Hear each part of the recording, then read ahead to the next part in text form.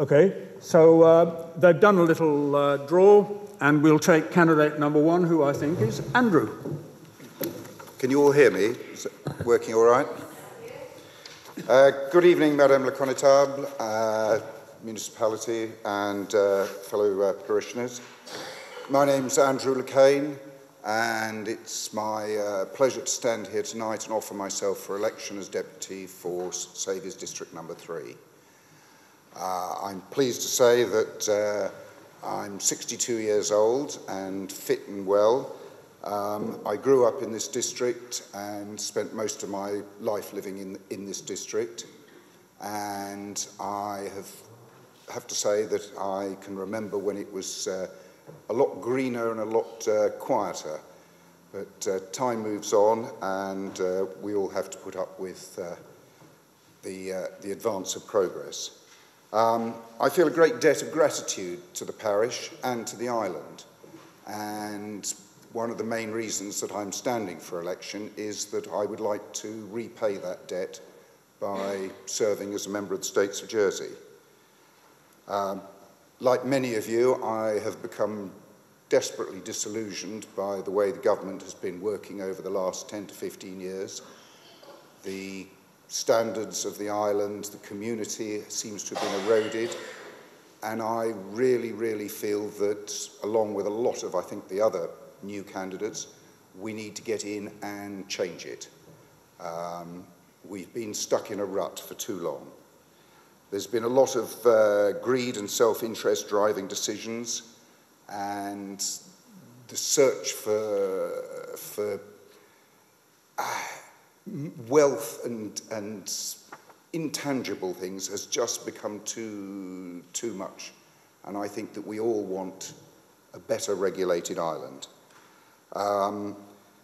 As your elected representatives, it's our job to fulfill your requirements. I made it clear on the nomination night, as Madame la Connétable said, she expected deputies to work for the parish. If elected, I would like to ensure that we 5 deputies work and we meet regularly with the constable, that we meet with the parishioners, find out what the problems are, and take them forward to the States. If we work together, that means that we go into the States on a mission as 6 people. If we have a good cause, I would hope that the constable will persuade other constables to back us, and we should persuade other deputies.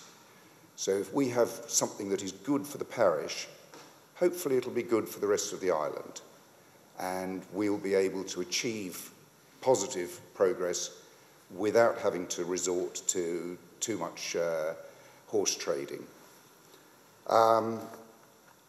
I really don't have a lot more to say on that. I hope that your questions will bring out what we feel, or what I feel. It's not our job to pretend to know all the answers. We are here to represent you and to go and find the answers and to drive the public sector into doing its job and serving the island properly. And as a final comment, I would like to say that unless I'm specifically invited, I do not intend to go knocking on doors on a Sunday. I believe that this time of the election that you all deserve at least one day off a week. Thank you very much, and I hope you can vote for me on the 16th of May.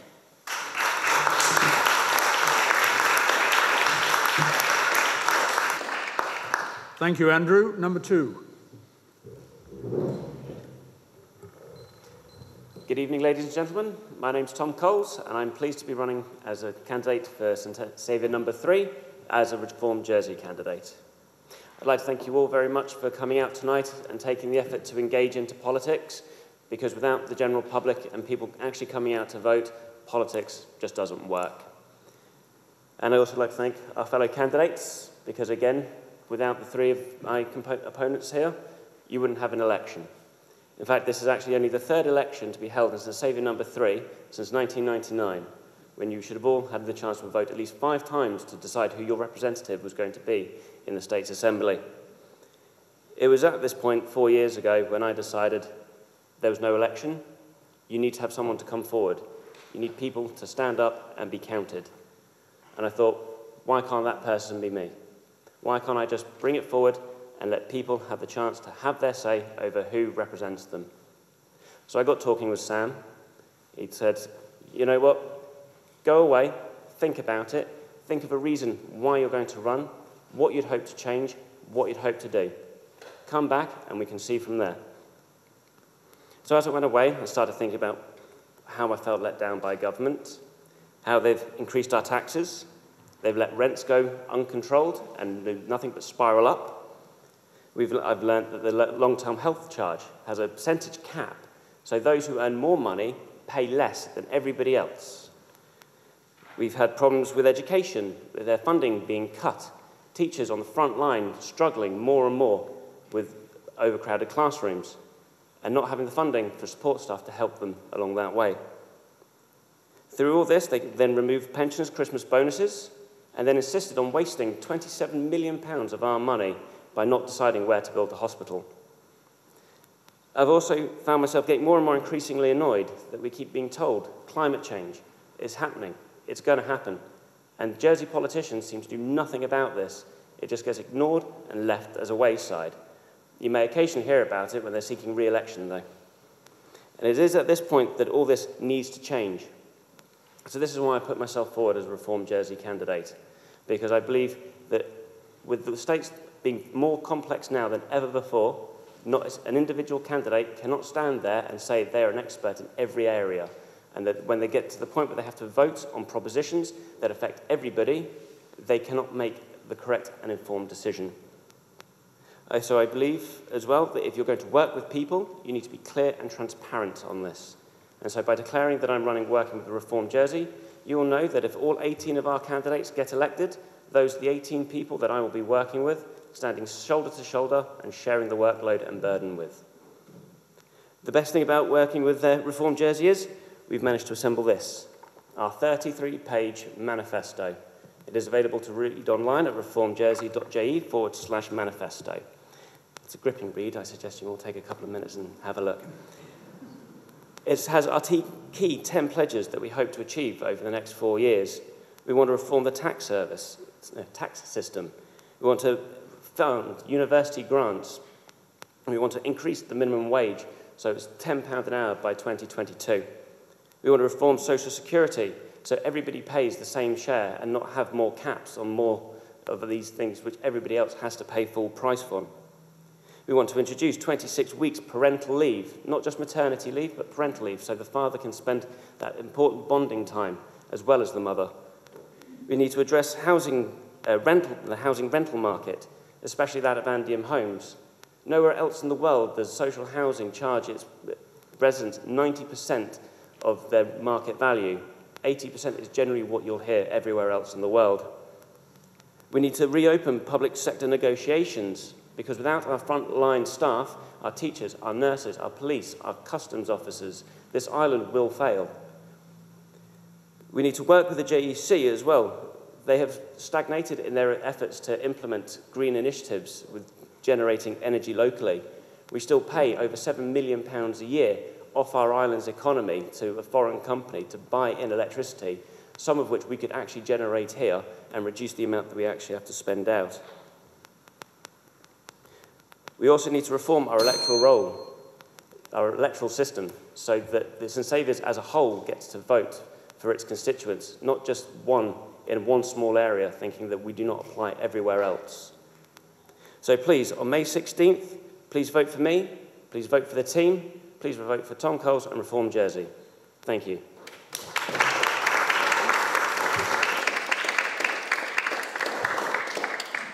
Thank you, Tom. Number 3.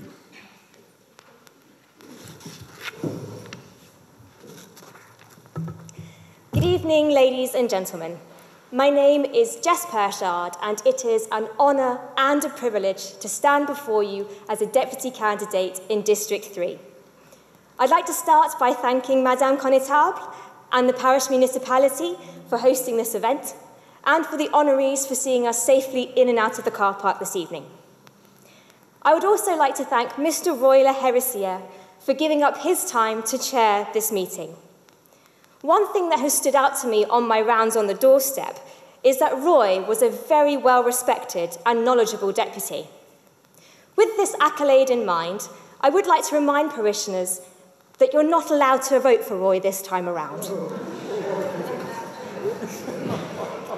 I'd like to start by giving you a brief overview of my personal background. I was born and raised in Jersey. I'm 28 years old, and I attended Bowlier School, followed by Holier School. After completing my A-levels, I went on to study a degree in English and Education at the University of Cambridge.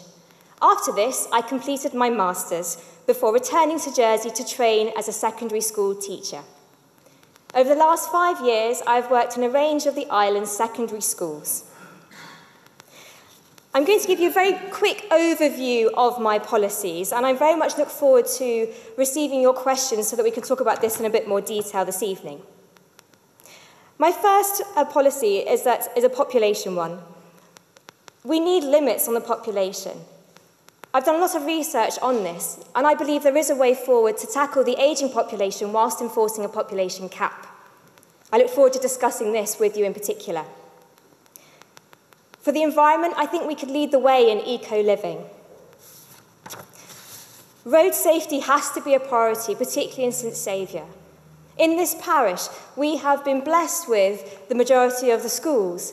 However, we've also been struck with the burden of maintaining the roads that are used by people beyond the parish to get to school in the mornings. We must work to eradicate child poverty on an island-wide level. The public services need a holistic approach. Housing, population, cost of living, children, education, roads, traffic, all of these things are interlinked. You can't tackle one without tackling the others. And finally, education. I truly believe that investing in education is an investment in our society. Our schools are the places where the citizens of the future are formed. What kind of people do we want them to be? Finally, I'd like to talk to you about why I'm standing in St Saviour specifically and outline my ties to the parish and my parish vision. The Parish family have been around quite a while. In fact, we've been in St Saviour since the 12th century. My grandfather was one of 14 children born at Halberton Farm, which happens to be in District 3. The rector himself has offered me a graveyard tour to go through my family roots, which I look forward to taking him up on. And finally, something of which my family is incredibly proud is the plaque downstairs in this building, where you'll see the name Jean Perchard. We are very proud of the fact that someone in our family contributed to the building that we are currently in tonight. So naturally, I feel quite a strong sense of belonging in the parish. My vision is to share this with the whole of the parish community. My friend Kenny Richardson, who's a generation or two older than me, recently said, "You know, in my day, Jess, we didn't know how lucky we were." I was a bit confused because I feel very privileged to be born in the time that I've been born in. But Kenny went on to explain to me that he greatly laments the lost sense of community spirit that he grew up knowing and loving. He said that in his day, neighbours used to know each other's names. He said that neighbours used to know when each other was sick and take food round, proactively. I, along with Kenny, despite our generational gap, lament this lost sense of community spirit and belonging. My vision for St Saviour is to rebuild this spirit, actively engaging the younger members of our community to get involved with the parish initiatives and events, particularly to instill a sense of pride in parish events like the Battle of Flowers, which is suffering a great loss this year from a lack of enthusiasm from our children. We need to integrate all members of our community to improve well-being, eradicate loneliness, and eradicate isolation, particularly of our elderly members. That is my vision. I look forward to discussing my ideas with you. Thank you very much for your consideration.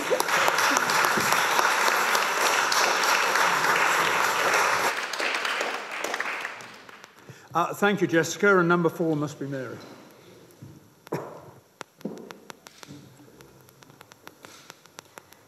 Good evening, Madame le Connétable, Chairman, ladies and gentlemen, my neighbours, who, like me, live in St Saviour No. 3. So here we are for another round of the X Factor. What is the X Factor in this instance? What are you looking for in your deputy to give them your X on May the 16th? Well, I'm standing here hoping to get your X because I care about my parish.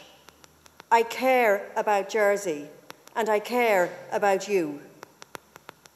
I've been a centeneer for a few years, and my main role has been holding parish inquiries, presenting cases down at the Magistrates' Court, and engaging with youth workers down at Mofont Community Centre.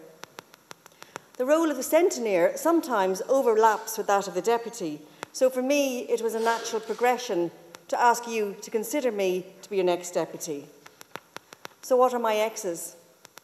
The economy, health, the honorary police, the environment, arts and culture, and above all, my parish.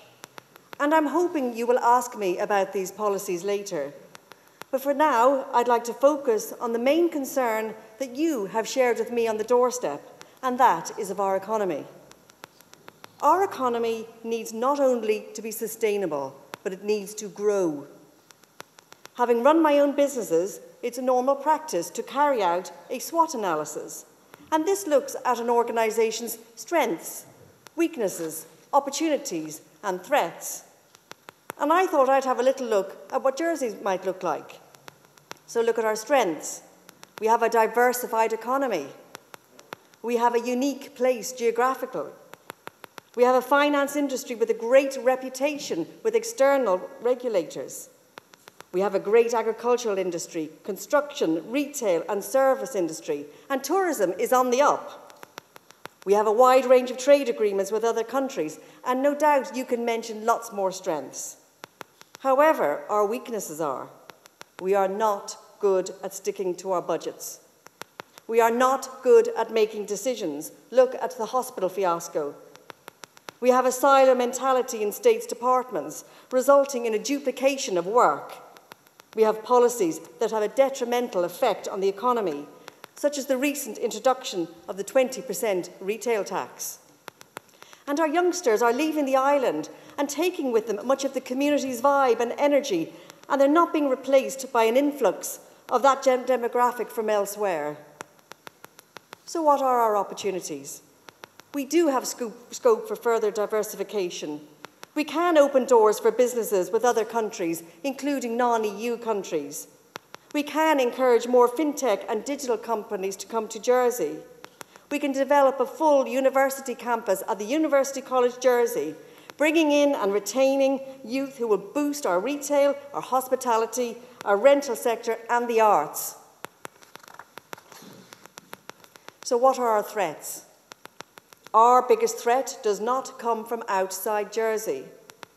Our biggest threat is not Jersey post-Brexit. Our biggest threat comes from within Jersey itself. And our biggest threat, I believe, is if we decide to raise tax over 20%. Our economy is strong at present. It is based upon a simple but legal tax structure.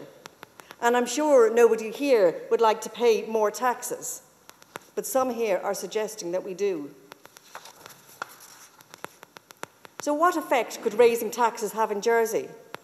We could lose our finance industry, which employs over 12,000 people and contributes £1.7 billion per year. It gives us 60% of our tax. So if the finance industry could easily move somewhere else, and we need to prevent this happening, so your vote needs to be considered. Think very carefully to avoid the consequences of a faltering economy, increased unemployment, a deficit in funding for benefits, pensions, healthcare and infrastructure, and a possible collapse in property prices. So, ladies and gentlemen, why should you give me your X on May the 16th? I am the only candidate living in St Saviour's No. 3. I am best placed to work with Sadie in our parish.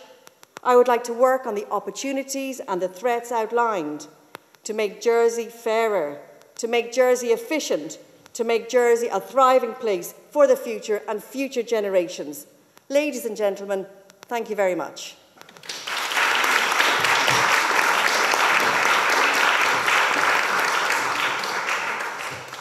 Thank you, Mary. So we'll move to questions. And when you give your question, could you please give your name? So, as I said, for most of the meeting, the questions, hopefully, will come from the constituents of number 3. So, who'd like to kick off? Barbara of St Saviour, as you're well known. Would you like to give your name, Barbara? You're from? I've given it. Hello, I'm Barbara Harman of Clonmara. I would like to ask each candidate, how are you going to visit the growth of population and the growth of business? We don't want any more population, but you're talking about the growth of the business coming to the island. Thank you, Barbara. So the question is how you're going to reconcile the growth of business, which some people appear to want, with what will possibly follow the growth in population. We'll start with Mary.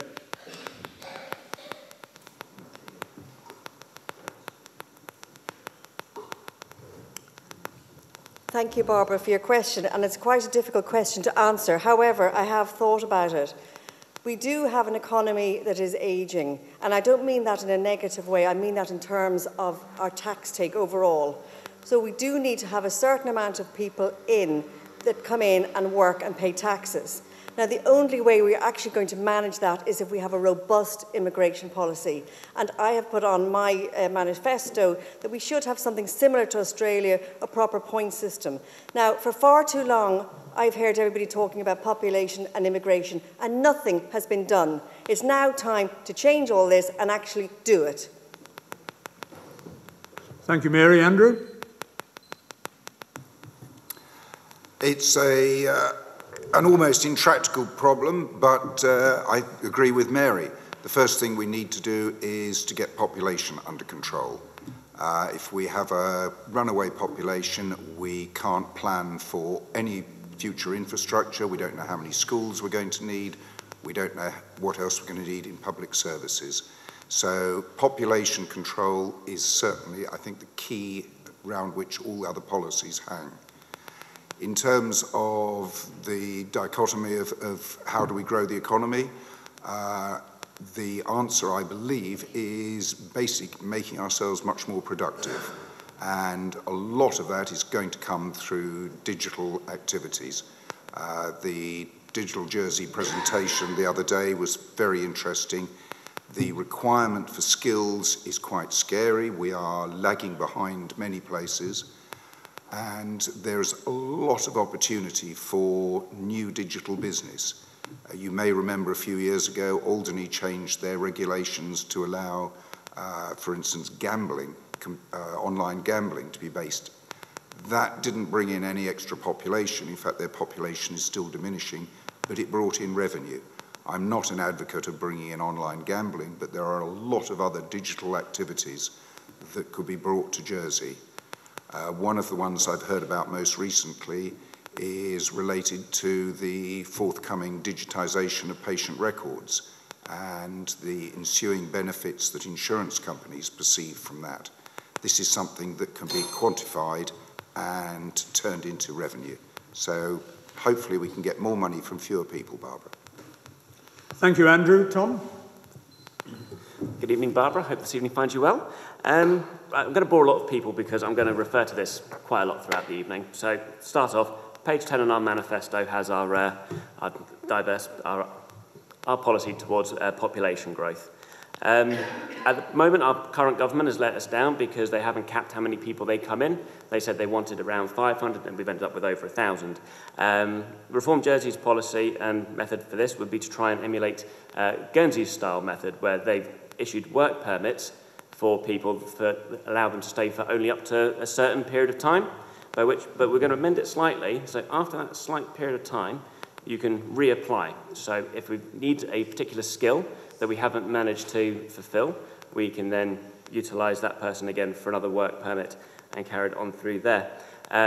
We'd also hope to try and met this down to around 300 to 400 people a year. Unfortunately, to have a zero growth population would have its own adverse effects as we have an aging population carry on. We need people to come in to replace the skills that we have lost by people finally getting to enjoy their retirement. In regards to growing the economy, we also need to diversify the skills that we already do. Andrew did touch on regarding digital. I don't necessarily think... sorry, I've lost my train of thought with that one. Digital gambling doesn't mean it's actually it's hosted in Jersey. It could be hosted in Jersey. Doesn't actually mean it's being carried out in Jersey. People can already gamble online in Jersey. So I think that's sort of a worry we already have. Another way to diversify our economy is carbon sequestering. If we get our farming methods right, we can sequester carbon from the atmosphere. We can actually charge people around the world to take their carbon, and we don't actually bring anybody else in to do that, because we can do that all in here with the skills we already have. Thank you. Okay, thank you, Tom. Jessica. Thank you. A lot of research has been published on population. A lot of statistics have been thrown out there. You will have, of course, read the JP article that cited the need for 230 more high-rise buildings, which accounts for about 13,000 new homes, and 10 new schools in the next 17 years if the population continues to increase at the rate at which it's currently increasing. Over the last 50 years, the population has increased by 40,000, and every year for the last 4 years, it's increased by 1,000 per year.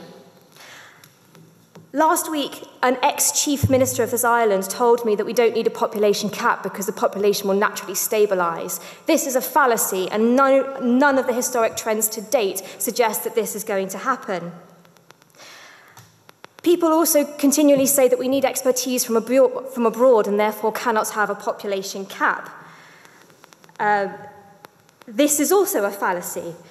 Expertise from abroad and a cap are not mutually exclusive. If you haven't gleaned already, I'm in favour of a population cap. I think we should cap the population. If net migration is zero, we still have 1,500 new workers entering the island each year due to the amount of people who also choose to leave. Perhaps we should choose those 1,500 people more carefully and distribute these according to industry. I spoke to the manager of the Merton Hotel last week, who gave an excellent idea, and he suggested that we should allow businesses a greater percentage of permits, for example, based on the lengths they go to employ and train local youngsters and try and retain local expertise. If we allow population to grow, we will overload infrastructure, stretch public services, destroy the natural environment, ruin the roads, and simply prolong the problem. We're kicking the can down the road if we continue to allow our population to grow. I'm in favour of a cap. I've read an excellent study from the University of Oxford, I'm running out of time, a 100-page study that outlines how we can deal with an ageing population. Okay. Is that the end of my time? Ask me about the Oxford University study. Thank you very much. It's not long enough. Okay, we'll move to the next question. This gentleman.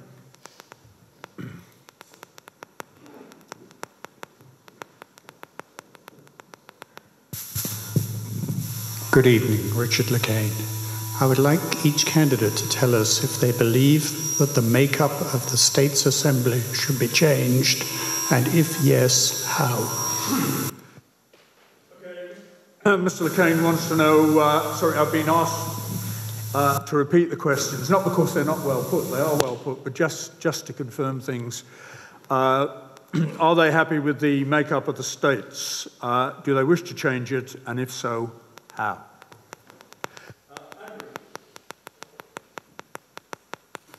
Thank you very much. I have to declare a minor conflict. That was my eldest brother asking the question. It's not a planted question.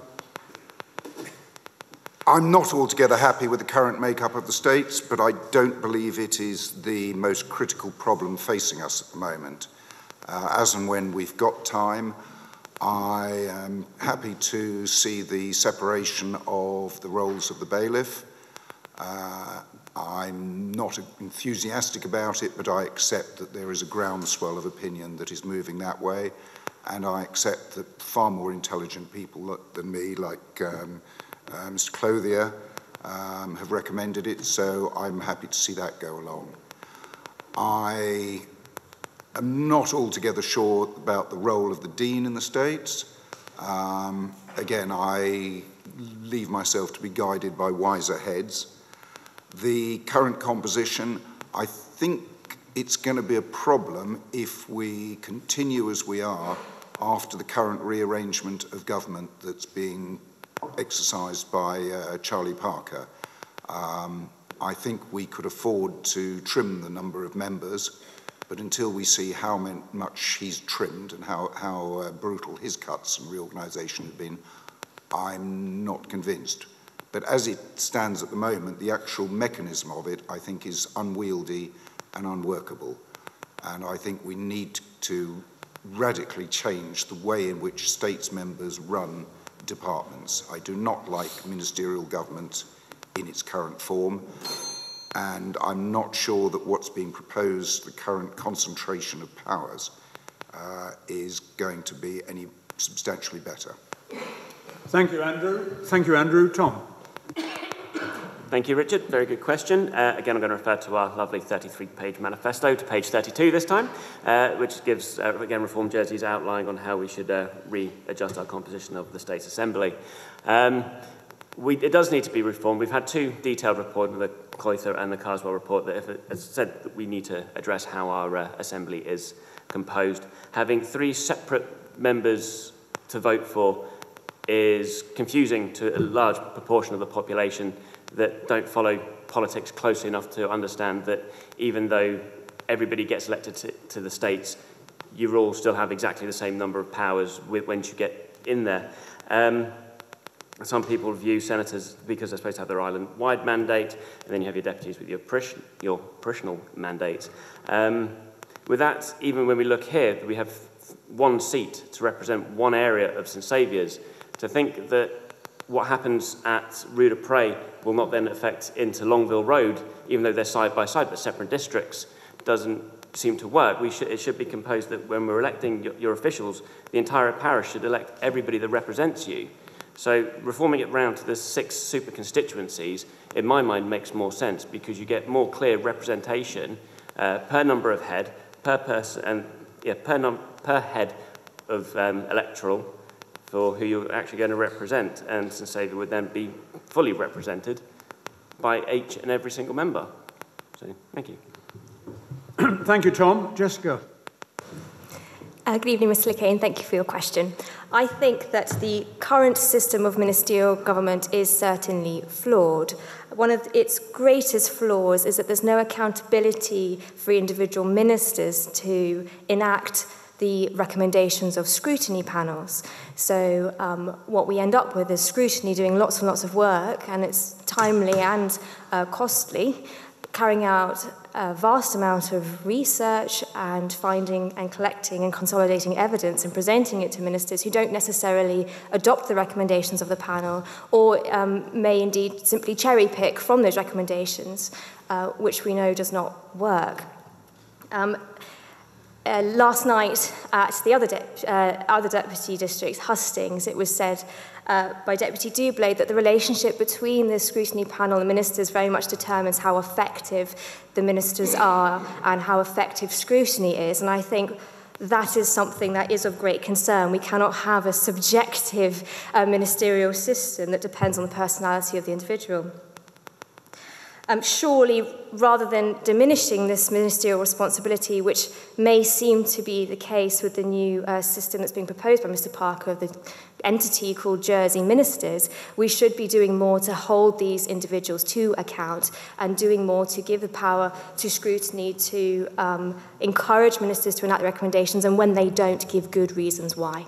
And that is my biggest problem with the ministerial government at the moment. Thank you for your question. Thank you, Jessica. Mary? Thank you. It is an interesting question. At the moment, with the composition of the states, it definitely seems like there's far too many for our population. If you're a deputy in Dublin, in the Dáil, you would be expected to look after 30,000 people. One deputy would be expected to do that. Now, that means we'd only have about 4 members, so if we were to relate the whole thing, which would be utterly ridiculous. Now, I like the idea that our politicians are accessible. You know, in the course of this campaign, we have been emailed and we've been messaged by parishioners and even people who are not parishioners, and they feel they can do that and they're comfortable in doing that. And we hopefully will reply, or we'll endeavour to do our best.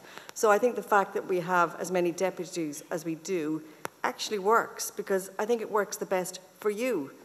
So on the question of the bailiff, now the bailiff has been on the go since the 13th century, you know, and why change something that there's nothing actually fundamentally wrong with? I mean, it could be argued that the role, obviously there's the role in the court and there's the role in the State's Chamber. So what I would possibly like to see is a deputy bailiff who could do more of the court work, freeing up some of the time for the bailiff to be, if you like, to sit in at the chamber. But if we get rid of the bailiff, what happens next? Do we start to get rid of the Lieutenant Governor, the Dean? You know, we just start going down, and then it encroaches into the parish system. Do we look at the constables? Do we look, you know, we can erode the whole State's Assembly very easily for no really good reason. So I would be in favour of keeping everything the same at the moment.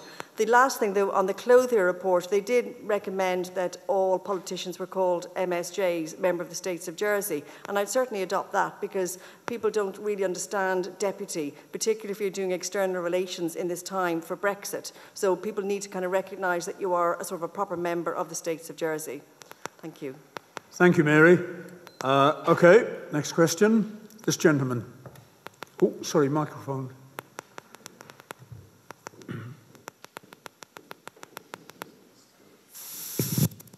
Okay. Right, good evening, ladies and gentlemen. My name is John LeCain, and I'm no relation to the other two LeCains. Could I, first of all, on behalf of the audience tonight, thank you, sitting behind the panel there, for actually coming and actually putting yourself forward. You thanked each other, now it's time for us to thank you for making an election.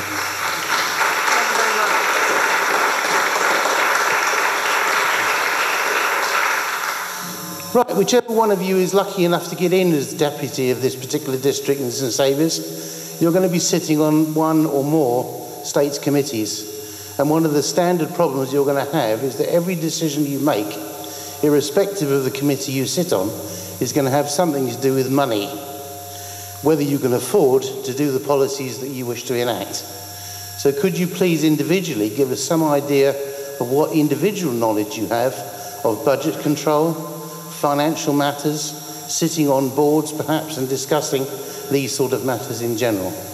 Thank you.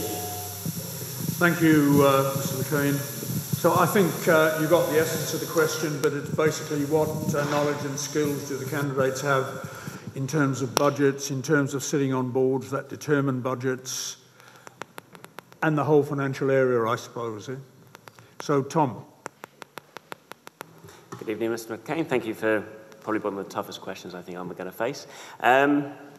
Personally, I don't sit on any boards or any high-ranking assemblies or anything of that nature. I have, like I said, been working for 14 years for one particular company where I've been members of our employee forums and committees around our health and safety guidelines and how we can improve things like that.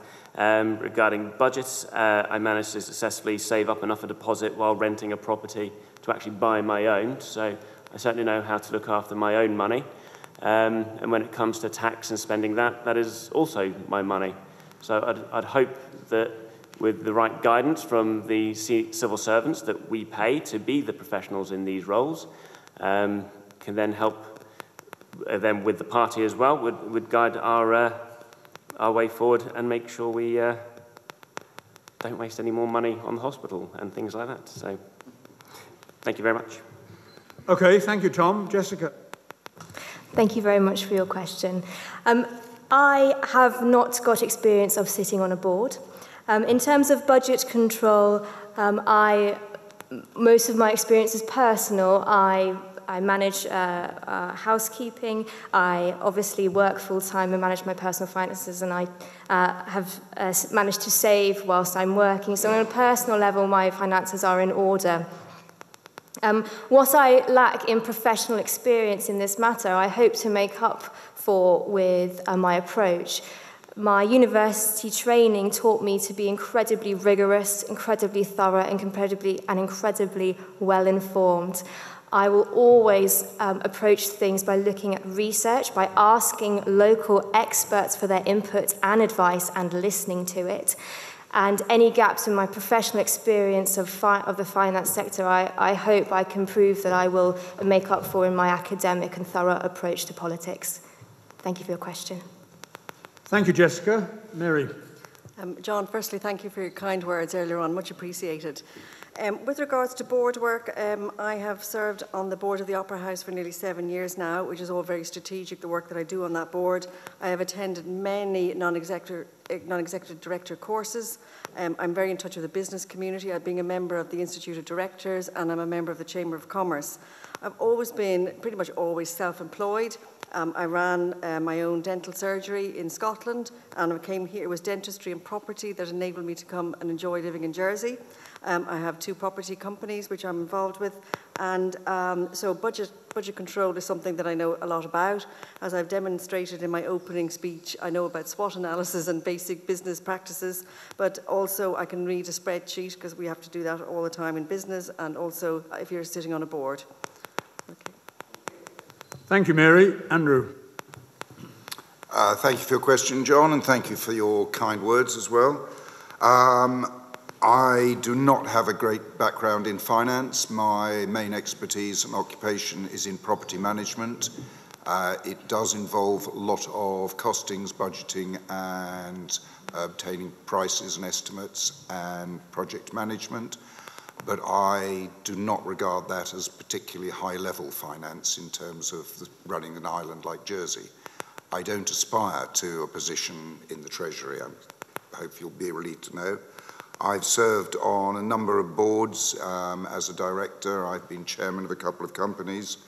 I have worked with a number of not-for-profit organisations, and I'm still involved with a couple of those.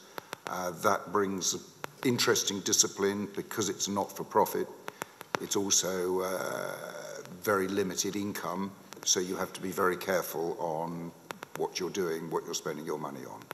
So, and if in doubt, you find an expert and you ask them. I believe that's what we have accountants for. Thank you, Andrew. So we shall move to the next question. There was a gentleman at the back, I think, had a question.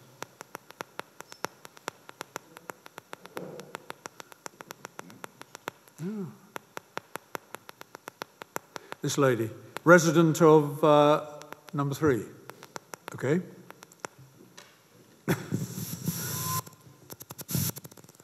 Hello, my name's Wendy Dorman, and the question I'd like to ask is, I'd just like a bit more information about what each candidate plans to do about environmental issues in the island.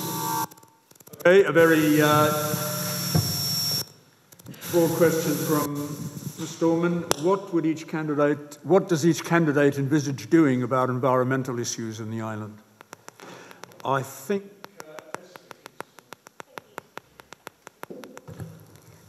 Good evening, Wendy. Thank you for your question. I think that since Saviour in particular needs to focus on improving its recycling initiatives, we are one of 6 parishes who currently don't offer curbside recycling collection. So that is something I'd be very keen to work on within the parish. I'm also inspired by the plastic bottle scheme that's just been introduced in the UK. The idea is that you install these kind of reverse vending machine style things where you put in a plastic bottle, you put a deposit down when you buy a plastic bottle, and when you're done with it, you put it in the machine and get your deposit back. And that's just been introduced in the UK, so I'd love to be the first parish to follow suit on that initiative. I think we need to start by pressurising, on an island-wide level, companies to stop using unnecessary plastic packaging. We need to encourage consumers to bring their own plastic containers to take away produce and reuse it. There are already some excellent businesses in Jersey already doing this. A.R. Vittel Butchers in St. John, they've encouraged their customers to bring reusable containers, and they've reduced their plastic bag usage by more than half since they started doing that last year. And Dunel's Premier Wines have pledged to stop ordering plastic bottles altogether, and they normally order 40,000 a year, so that's quite a significant shift, instead use glass bottles that they import from France. So I think the fact that local businesses are already doing this is really, really encouraging and inspiring, and I hope to encourage and incentivise that for other businesses to follow suit. I'm flying through this because there's a lot to say about the environment, so I'm going to talk very quickly about nitrates and just wait for the bell. So nitrate contamination has a clear and significant impact, so there it is, on public and private water supplies and the sea lettuce problem. I recommend that we start using organic fertilisers. My dad, who sat there, used to use seaweed spray on his crops, and that was very effective, and organic methods. Maybe we could encourage more of those. And we should ban microbeads, as the UK have done. Thank you very much. Okay, thank you, Jessica. Mary. Hi there. I have to say I've come very late to the whole environmental scene. I thought to be an environmentalist of some sort you had to have a long beard and wear flip-flops. And as you can see, that's not really my style. However, I could not fail to be moved by the programme Blue Planet recently. And I don't know if anybody saw it, where a bird fed its chick plastic. And this bird was in the middle of nowhere. And actually, since that programme, I made the environment one of my policies. And I don't know if you've noticed, I'm not drinking out of a bottle of plastic water anymore. I want to help the fight against the war on plastic in an easy, gentle way, because I'm still not a huge environmentalist, but I want to do my bit. For those of you who may have noticed, I brought my own container, and I fill that up with water and stick it in the fridge, and I reuse that every time. I will not be buying a plastic bottle of water. And I feel if I can do it, you can do it too. A, it saves you money, and why not do something small for the environment? The other thing, obviously, I'd love to encourage businesses to use paper straws, to use paper cups where possible, and really try and get them to ban the use of plastic wherever possible. Jess has already mentioned about the 25 pence reduction maybe on a cup of coffee. If people bring in their cups, they can reuse them to have coffee. And if you think about that, we've got over 30, 40,000 people that work every day in town, and they're all going out to get teas and coffees throughout the day, and it soon builds up to an awful lot of waste and an awful lot of plastic. So I feel if we can do two things, just to cut down on the plastic, reuse your bottles, St Saviour's could be leading the way, and then eventually the whole of Jersey. Thank you, Mary. Andrew. Gosh, it's a shame we've only got 3 minutes. I could probably bore you for about 2 minutes, for about an hour. The environment is a major issue in which I'm involved in and interested in. I attended the International Sea Lettuce Conference a few months ago. From that, I have made contact with the Environment Department with an idea of initiating proper modern scientific studies in Jersey so that we're not reliant on studies from elsewhere. We know exactly what we are doing to our soil, and we have current information. I've also been pursuing and encouraging the introduction of geothermal energy. Contrary to what Tom was saying, the JEC are actually being very active in securing our energy for the future. They are currently forward buying from EDF or from the European grid. They've reduced Jersey's carbon footprint substantially. More work needs to be done. They need to be encouraged on that. The plastics issue is blowing up globally. That has been certainly an issue for quite a number of years, and we need to get on top of it. I was very interested a few years ago when there was a question of shipping our glass off island for recycling. And some consultants were brought in, needless to say, from the UK, and £30,000 later, they told the States that for a price of £126 a tonne, it could be shipped to a plant outside Coventry. I made 6 phone calls and discovered that we could ship our glass to a plant outside Rennes and get paid for it. But no one in the States spoke French. Okay, thank you, Andrew. Tom. Thank you, Wendy. Yep, 2 minutes is not going to be enough time for this question. Right, where do we start? We can start with every new build, every repositioning of a building's use and utensils to make sure it has solar panels fitted to its roof. Energy recovery systems on itself would help reduce our carbon footprint even further. We can then look at plastic bags, as they've already been mentioned. Many countries around the world have already started imposing bans on plastic bags in their entirety. France has done it, Kenya's done it, Taiwan's doing it. We also have the plastic straw. Again, Scotland is going to be the first country to ban those within the UK. England is following suit. Why don't we join them? Let's get rid of the plastic straw. There are plenty of alternatives out there that could be used instead of plastic. Bars and things at the moment just hand you out a straw in the glass without you asking it. They can change their method to please ask for a straw. Again, like Mary, plastic bottle with me all the time, not touching that one. Now we go on to nitrate levels. Nitrate levels in soil, as Jess mentioned as well, there is many things we can do for the environment with our soil. If we work with our farmers to come forward with soil regenerative methods, we can actually sequester carbon from our atmosphere. That means we're not actually putting any up, we're pulling it back in. And again, if we get our soil right and we sorry, I'm babbling on this one because I'm quite passionate about it, but photosynthesis. We all learnt about this in secondary school, possibly even primary school. I can't remember exactly when I learnt it, but we all got taught that plants breathe in carbon dioxide and breathe out oxygen. Well, they failed to say from that, once it breathed in the carbon dioxide, it pulls it into the ground. It stores it as sugars and starches. That goes in, feeds the microorganisms that live within our soil, and they can do this forever. And again, I'm running out of time, so there's lots and lots and lots we can do, and there's so many things we can do about it. So come on, we can get there. Okay, thank you very much, Tom. That completes those answers. Next question, please.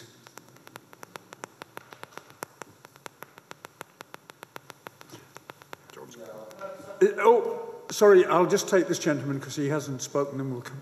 This gentleman.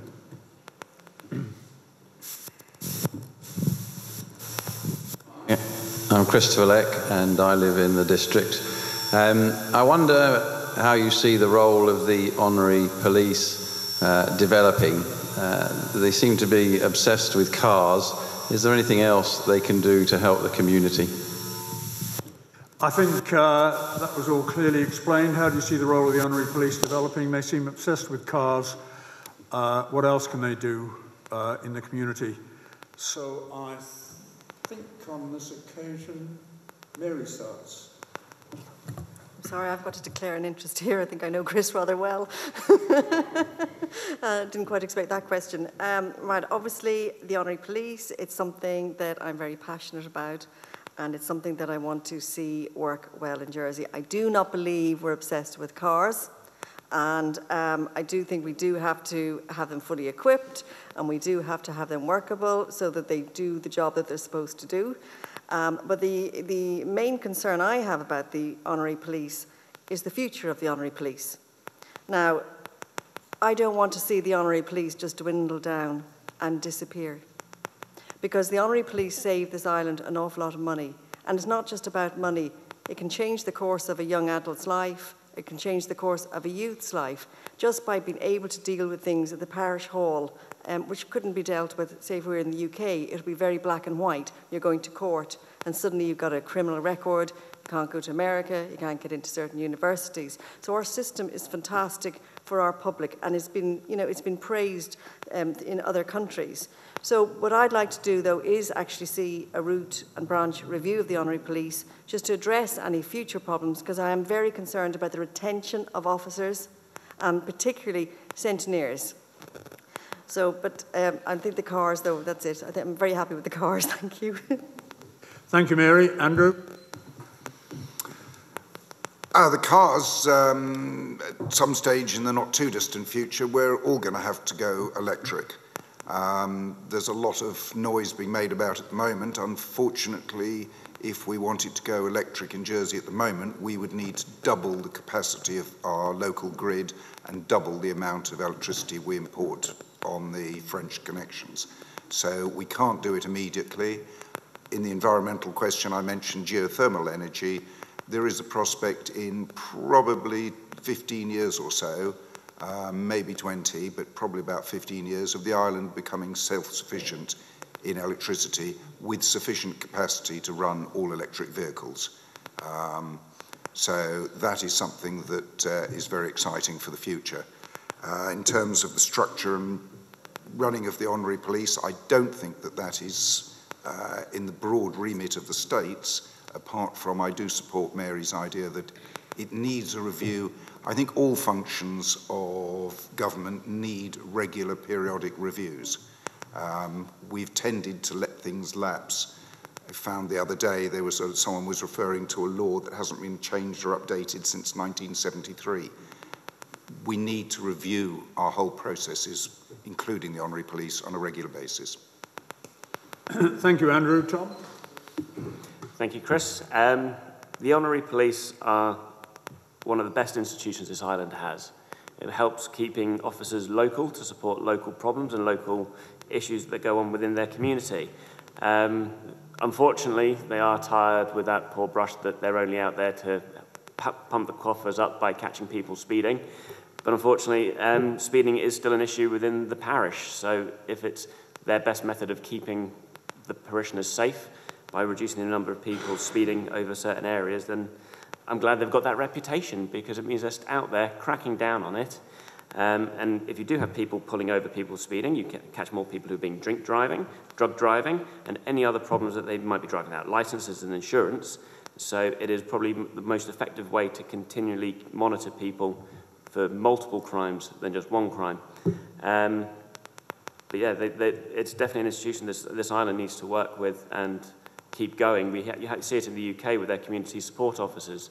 It is a system that is rolled out worldwide to support their local police forces. And I think a lot, especially more rural parishes, would struggle if they dwindled and disappeared. So we need to find the best methods to keep them working, keep the numbers up, even if we can find an additional use for them to help remove this idea that they're only out there catching speeders. Maybe they can do the knock service that the post office is offering as well, just to whether you've got a elderly, vulnerable member of society, that if a family member's going away, they can ask, would you mind having a knock and call in? They might shine them more in a more positive light. So thank you. Thank you, Tom. Jessica? Thank you for your question, Mr. Lake. The honorary police are people who volunteer their time for free for the parish. For that reason, they deserve our utmost thanks and respect. They demonstrate a great amount of civic duty and responsibility through their dedication to the parish. Your question was about the future of the honorary police. I believe that the future of the honoraries is incredibly important and should be preserved. My vision for the future of the honoraries ties very much into my vision for the parish as a whole, and that sense of developing our community spirit. I think we should be developing links between the parish roles, including the honoraries, and local educational establishments such as primary schools to educate children in our parish on the role of honoraries and what they do for the community. I would like to see an improved relationship between deputies and the honoraries. I'd like to be able to name every single one of them by name. And I'd like honoraries and deputies to work together as a unit and collaborate, so that if an honorary comes across a parishioner who needs a different kind of support, they can just phone me up and say, please, can you pop down to X road and go and see Mrs. or Mr. T? That's my vision for the honorary police and the future of the parish.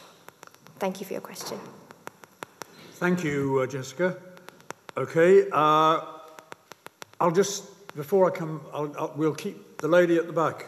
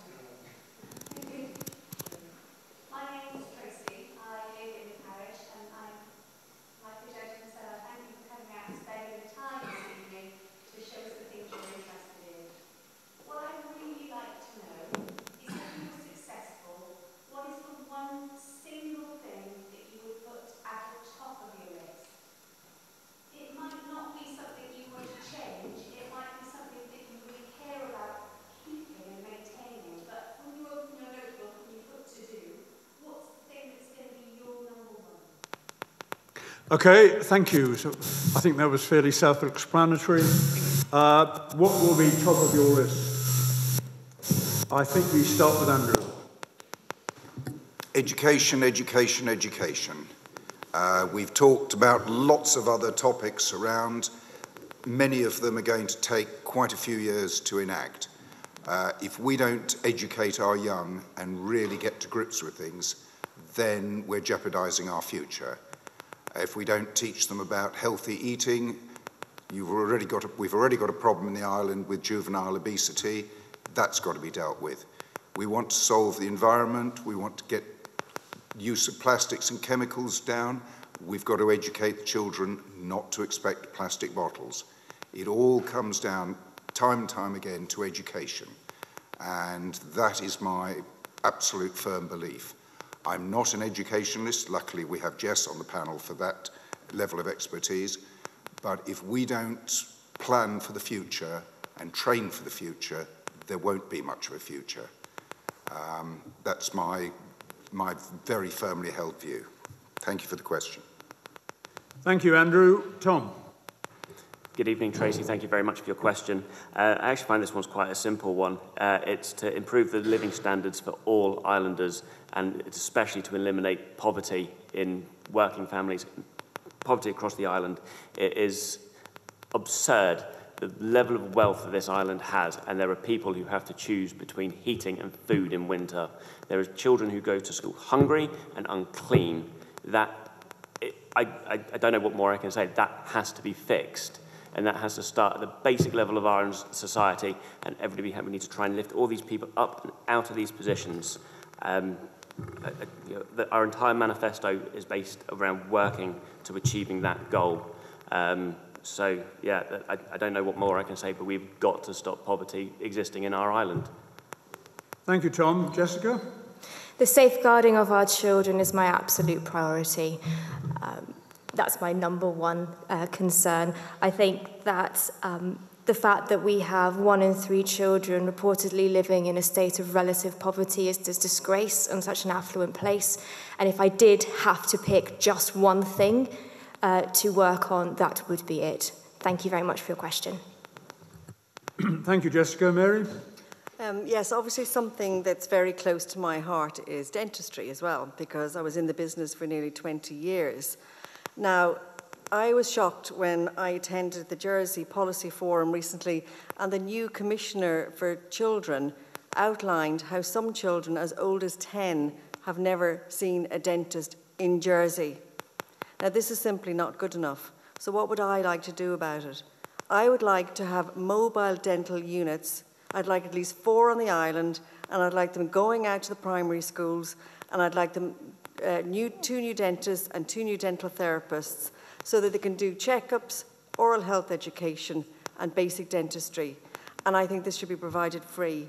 Now, I've done a costing. It's not the most expensive thing to do in the world. Each unit will cost about £200,000 to have. However, I would be looking to get corporate sponsorship for each unit. So you can imagine having, say, the HSBC unit in one parish and, Quilter Cheviot one in another, engaging our philanthropists, engaging our finance industry to support this initiative so that it doesn't cost the government an arm and a leg, but actually using this. And I just think then we could roll that out even to the parishes, so the dental units could come to the parishes and do some dentistry for the elderly. It's really not good enough at the moment where the elderly, they get a grant for dentistry, but if they have assets, they get no grant. And in St. Saviour's particularly, there are a lot of parishioners who are asset rich but cash poor. So going to the dentist is a huge expense for them, and it's not good enough. So that's what I'd like to do. Thank you. Thank you, Mary. Maybe now we'll come back to Mr. Lacane.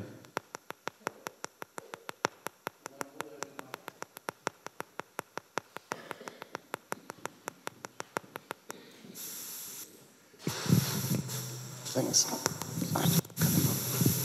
Yes, thank you, ladies and gentlemen, for the second question. I'm trying to keep up your time. One of the things that's going to affect each one of you, if you do get in, both from a parochial and an island-wide point of view, is what do you do about the elderly? There are more of us here this evening than the younger generation, and unfortunately, statistically, that's going to increase as the years go on. I've recently been accepted as a member, lucky member, of the LTC Society, which is a new acronym, basically means long-term care. It's difficult, it's also very expensive, and I don't think the states have actually considered totally the cost of that over the years to come. What are your comments? Okay, thank you, Mr. McCain. As I see it, the question is, we're all getting older, some of us more quickly than others, but we won't go into that. We're all getting older, and Mr. McCain has just joined the long-term care contribution scheme. And I suppose the question is, how are we as a society going to cope with the increasing pressures from our growing elderly population? And Hi, John. Thank you again for your second question. In regards to what we're going to do for the elderly, well, we need to support you, make sure you're looked after into your hopefully long retirement and your enjoyment there of it. As you addressed, we are going to have an increasing elderly population. This is where a proper population control will come in to help make sure that our generations behind you are still paying and helping to fill in the social security funding. We also need to remove the cap on social security funding, so everybody pays the same fair share that everybody else has to pay. If you earn over £160,000, you stop paying any additional social, where people like myself pay the full 6% regardless. But as, like I say, as the higher earners go up, that percentage comes down. I don't think that's fair, because it's supposed to be your social responsibility to pay your social security. So if we remove that cap, we can then generate more funds, which will help support you into your retirement. thank you, Tom. Jessica? Thank you for your question. It's much easier to say to the problem of the ageing population, oh, let's just get more younger workers in. But I think this is a lazy approach and unfounded in research. I'm glad to have the opportunity to say that Oxford University have a department called the Oxford Institute of Population Ageing. And I've recently read a report of theirs, it's over 100 pages long, which outlines a comprehensive approach to managing an ageing population.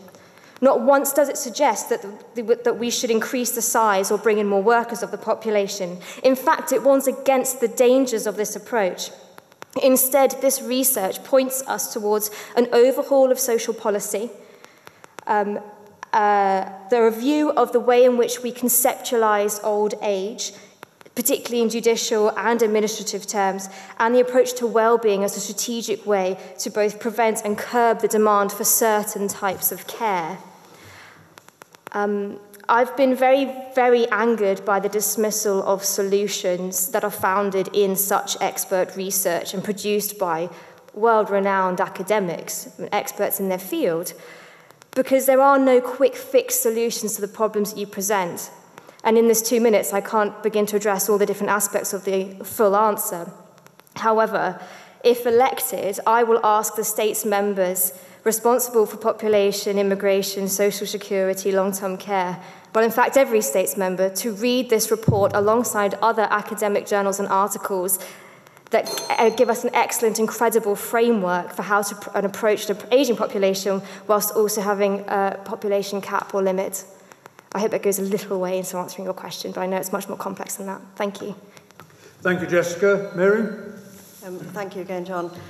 Obviously, looking after the elderly in our parish is extremely important, and there's an initiative I've already started, which I'll talk to you about in a moment, but I'll just address the LTC.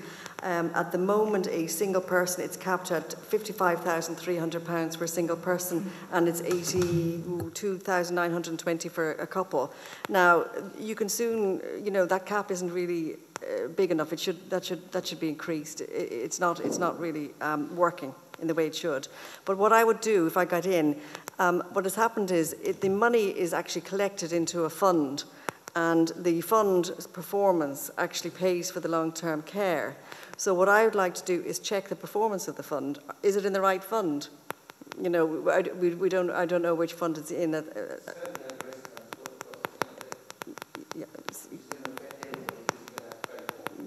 yeah. So at the moment, 1% of the taxes paid goes towards the LTC, so we might need to increase that, which would be quite tricky. But it certainly needs to be looked at, but we'd need, in conjunction with tax experts, to see how that would work and how we pay for it properly. But obviously, the dental thing I mentioned earlier on is very important to me, access to dentistry for the elderly. But also, one of the biggest things that people are finding problems with is loneliness. And I'm hoping it's too soon to really announce it properly, but there'll be an initiative in this parish with the other deputies and the constable, and we can address this issue, because I've been approached by somebody who I want to pilot something in St. Saviour's, and I think it would be something that would combat loneliness, but I can't say an awful lot at this stage about it, but I'd like to look at it further. Thank you. Thank you, Mary. Andrew? I think that we are being confronted with a very serious problem. The pension pots have not been terribly well managed as far as I can see. I'm not an expert, as I said previously on your first question on finance, but this is something I believe needs to be radically reviewed, and we need to look at this, and we need to go out to people like you who do have the expertise and get the best advice to fix it. We need to ring fence much more of our income. There is no point in people paying Social Security ostensibly for pensions for it to be frittered away on other areas. So I believe that a lot of it is to do with future government housekeeping. If we are putting money aside for pensions, it should be kept for pensions.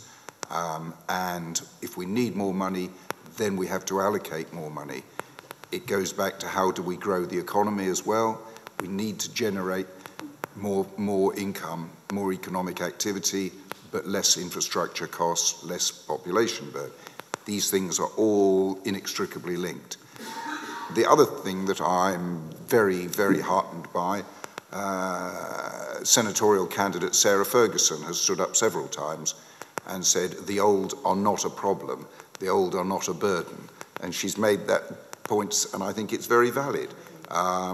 Elderly and grandparents and things are the ones that look after the children, that provide an awful lot of backup in the community.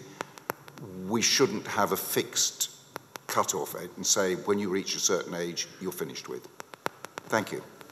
Okay, thank you, Andrew. Actually, we've... must be because when you're having fun, time goes quickly. I think I'm going to call an end to questions now, because the candidates have to give a summary, so I'm afraid I'm going to disappoint the number 3 people, so to speak. But I do have one last question, and I have asked the candidates. I hope they did agree to this. There's a constituent who cannot appear here because this person has. I won't name the person, obviously. They have a hearing problem. They can't operate in a public environment. So this is their question, if the candidates are agreeable. What do the candidates feel about states members being elected unopposed, and what are their ideas to prevent it happening in parishes like, they do quote a couple of parishes, St Martin's and Greville, for example, where the constable and sitting deputy were both elected without any candidate standing to stop this. That was the question of the person. So we start with Jessica. It's obviously not particularly democratic to have consistently unopposed candidates being elected into the states. Part of the problem, though, is civic engagement. 28% of 16 to 35-year-olds vote, or voted last election. And in fact, up until the age of 55, it's the minority of people voted. So we have a huge problem in Jersey with voter apathy and civic disengagement. We rank 37 out of 37 OECD countries for civic engagement. We are bottom of the 37 country list, right at the bottom for civic engagement. So actually, yes, that's a huge problem, but our greater problem is the civic engagement on a fundamental fundamental level, we should be teaching politics in schools, local politics in schools. We should be having engagement between people working in politics and the community. We need to be getting people on board. We need to change the perception of politics to be positive, to make people feel like their vote counts, that it matters, that will instigate actual change and make a difference. That's our biggest problem with civic engagement. Okay, thank you, Jessica. Thank you, Jessica. Mary.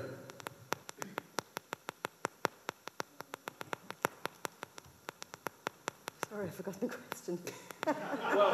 Unopposed, what's your view on unopposed elections? Yes, thank you. Right, okay, I think that's an interesting question, but we are in a parish where our constable was unopposed, and I think there was a very good reason that she was unopposed. And the reason that she was unopposed is because she would have got straight in again. I've been talking on the doorsteps. People respect our constable hugely. They like our constable hugely, and they wanted her here. So there was no point in putting somebody up against them. And we're really glad that you have been really unopposed. Thank you, Sadie. Okay, thank you, Mary. Andrew. I was hoping we'd get a round of applause, but certainly the reaction on nomination night when the constable was returned unopposed was, I think, pretty much unanimous. So that summed it up. I don't see this as a great problem. Lots of people get all aerated about percentages of people voting or not. We live in a free democratic society where we have the option to stand, as I have. I've put myself forward. Everybody who is eligible in this island can stand if they wish to. The fact that they choose not to is up to them. I'm not a fan of compulsory voting, and by the same token, I cannot see how you can introduce some form of compulsion to have candidates, and it just isn't a problem as far as I'm concerned. Thank you. Thank you, Andrew. Tom. Yes, right, where to start? Unopposed elected officials contradicts itself in its original term in the first instance. But imagine going for a job where you turn up at the door and there's nobody there to interview you and there's no other candidate sat behind you. And you've just walked into a £46,000 a year job. That can't be right. And it happens so often. I mean, fortunately, this year we're down from 17 unopposed last year to 14 unopposed this year. So 3 more people have had to have an interview. There's been a number of reports that have been created about explaining that our electoral system is too complicated. Having both senators, constables, and deputies, it's not saying that our constables aren't good at what they do. It's not saying that our politicians aren't bad at what they do. It's saying that we've got a complicated system that fails to engage with the population, which we need to fix. We've paid for these reports, and yet our current government does nothing about actually fixing the problem that we've paid to have highlighted to us. It's, again, wasting more of our money that we should just get on with it. We've had too many reports now telling us we need to reform our jurisdictions. We need to get to the point where we have our 6 super constituencies where everybody elects their representative per number of population that sits within those constituencies. Thank you. Thank you, Tom. The next, and I may not have informed the candidates perhaps as quickly as I should. The next item on the agenda is, in fact, to hear summaries from them. And what I suggest, and I'll waffle on for a while they prepare their thoughts, what I suggest is we reverse the order of the opening. In other words, number 4 will go first and number 3. Is that okay? Yeah. So if you'd like to sort of jot down a few notes on this, they're there. But in the interim, I'd like to thank Barbara for coming, who's creeping out the back.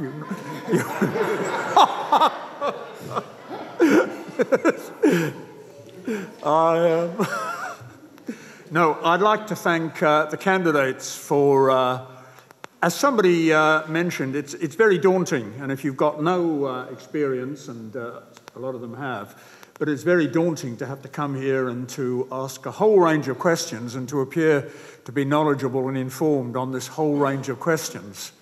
And I think they've done very well. I think they've really not hesitated, as they say in the radio show, not divert. Well, there's been a bit of divergence and a bit of diverting. But they've stepped up to the plate, as they say, and I think we owe them a good round of applause for that. So thank you.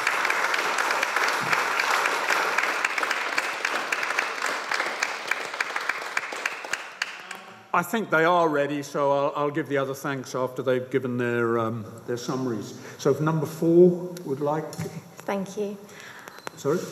Jessica. Oh, I'm sorry. Ah, Mary. Mary's number 4.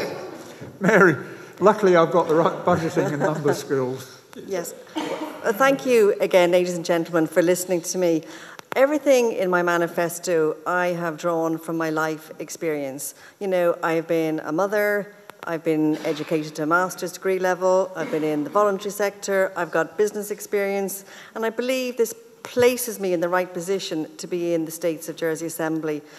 My policies are not only aspirational, they are also achievable. And, you know, as I say, I've based them around my experience, so what really matters to me is the economy, health, and I will talk about the hospital sometime, the honorary police, the environment, and most of all, my parish. But I hope I've inspired you with some of my content. It's not just platitudes, it is a real manifesto, and I do believe it is absolutely achievable. Ladies and gentlemen, thank you very much.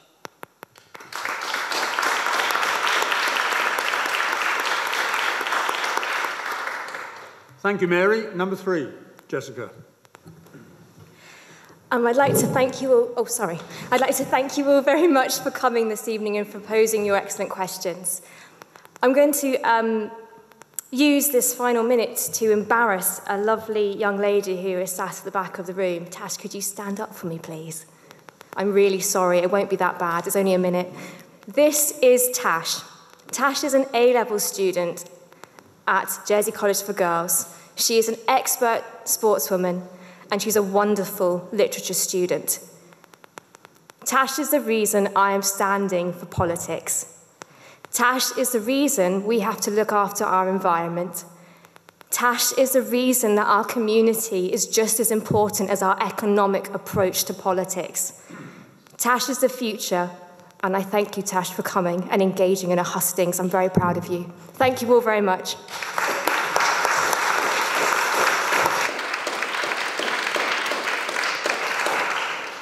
Number 2, who's Tom?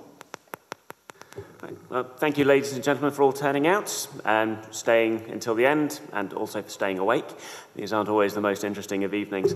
I would like to say that, in summing up, the strength that we have in numbers, as in voter turnouts, the more of you that turn out, the more democratic we seem.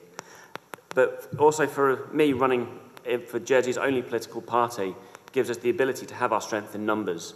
We have 18 candidates running this time round, so that means even if half of us get in, that's 9 members of our party that would be in the state working together, not being bullied by the establishment government ministers that we have at the moment, being able to put through your ideas that match with our ideas, and we can all work together and get this island on the course it needs to be on. Like I say, with our strength of numbers, we all have our own separate fields of expertise that we're all going to try and bring to the States Assembly. You heard earlier, I'm far too passionate about the environment, and I hope to carry that on when I get in, if I get in, please. But yeah, sorry, I was only briefed about the summing up about 2 hours ago when I read my emails. So I'm just going to leave it there before I dig myself a bigger hole. But again, thank you very much for coming out.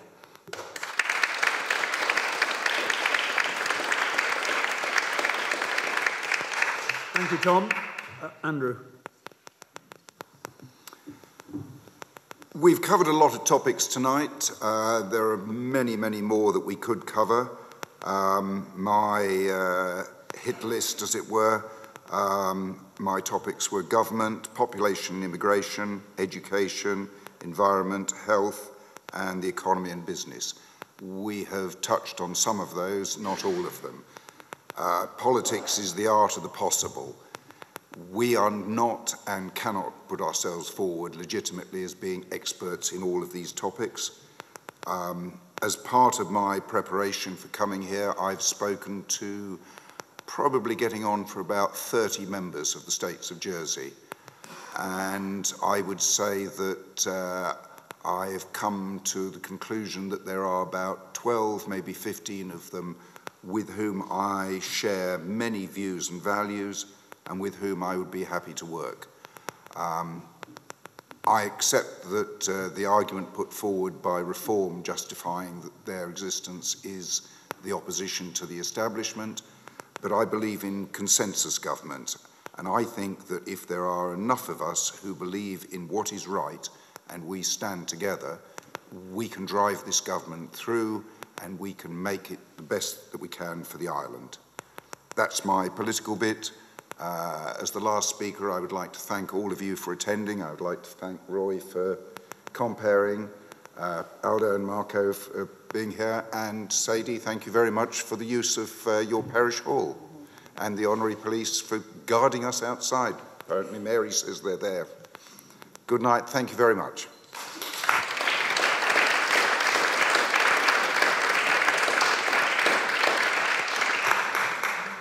Well, Andrew's taken the words out of my mouth, and I would like to thank Aldo and Marco as well. They've done a very good background job there. Thank you very much. And the Constable for loaning the hall, and Mr. Video Man for working away. And they're all the videos are on, as you know, vote.je.